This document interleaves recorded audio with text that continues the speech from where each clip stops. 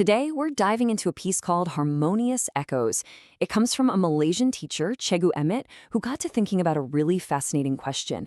Can language and faith actually be shared? And, what happens when they are? So where does this all kick off? Well, where else but online, right? It started with a debate in Parliament, but it just exploded across social media. And you can probably guess what happened next. The comments section got, well, pretty intense. And here's the spark that really set things off. A non-Muslim representative, a YB, said, Alhamdulillah, praise be to God. And boom, that one word kicked off a huge storm. Suddenly, everyone was arguing about who gets to use certain words and whether they should be exclusive to just one faith. But for one person watching all this unfold, a teacher who we'll call Cikgu Emmet, this online argument wasn't just noise. It actually triggered something. It brought back these really specific and totally different memories from his own teaching career. So as he's scrolling through these entertaining comments, as he put it, he's not really in the present anymore. He's kind of transported back in time. Two very clear memories from his classroom just popped into his head, and they offered a completely different take on this whole thing. All right, let's jump into that first memory. We're going to rewind the clock all the way back to the mid-90s. Think about it. A totally different pop culture scene.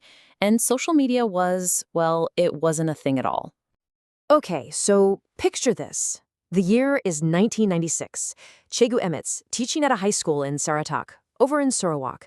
And his students, almost all of them are Christian Iban, one of the indigenous groups from that region.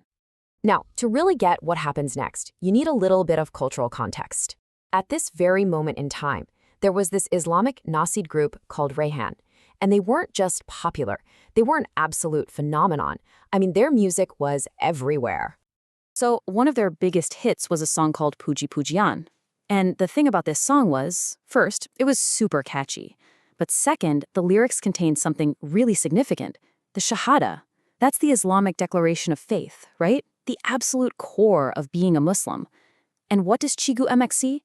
His Christian Iban students just belting it out, singing it with so much joy. So he sees his students having the time of their lives with this song, and he decides to have a little fun with them. He kind of smiles and gently jokes. Hey, if you keep singing that, you've basically become Muslim. You're reciting the Shahada. But did his students freak out? Not even a little bit. Their response was so simple, so pure. They just said, "It's a great song, teacher. We just love listening to it." For them, it wasn't some big theological statement. It was just a good tune. And right there, Cikgu Emmet made a choice. He didn't tell them to stop. He didn't police what they were singing. He just figured, you know what? They're kids. Their taste in music will change. And sure enough, he was right. Eventually, they moved on to the next big hit. And this is where you see the long-term outcome, right? On one hand, you have this big concern. Could a song actually change a person's faith? But the reality was so much simpler. Most of those students, they stayed Christian. He even met a few years down the line who had converted, but it was for marriage. A huge life decision. It definitely wasn't because of a pop song they liked back in '96. All right, let's jump forward in time. We're going from 1996 all the way to 2010. So 14 years later. It's a different school, a whole new group of students, a different artist. But for Cikgu Emmet, what he saw felt familiar. It was like an echo of that same moment. Yeah, you can see it all laid out here. It's 2010. He's at a primary school in Malugu. The artist this time is Maher Zain, another really popular Muslim singer. And the words the kids are singing? Inshallah, Alhamdulillah, the exact kind of words that were causing that huge debate online. So what did Cikgu Emmet do this time? Well, same as before. He just smiled. He saw no reason to step in. And what's really interesting is that he noticed it wasn't just the students. One of his colleagues, another IBAN teacher, was a huge Maher Zain fan too. The music just crossed all those lines without anyone even thinking about it.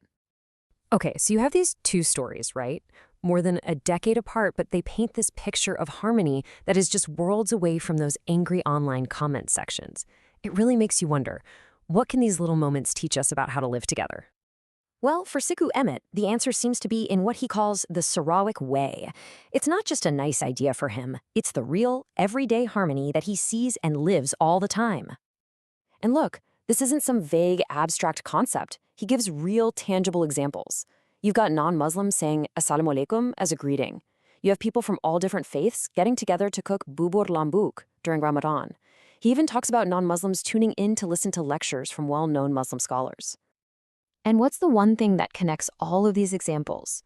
There's no anger. There's no one policing language saying, hey, that word isn't for you. The whole focus is on community, on sharing something together, not on putting up walls around words. All of this brings him to this really powerful, and you can tell it's deeply personal, conclusion about his home. For him, it's not just a place that's harmonious, it's something even deeper than that.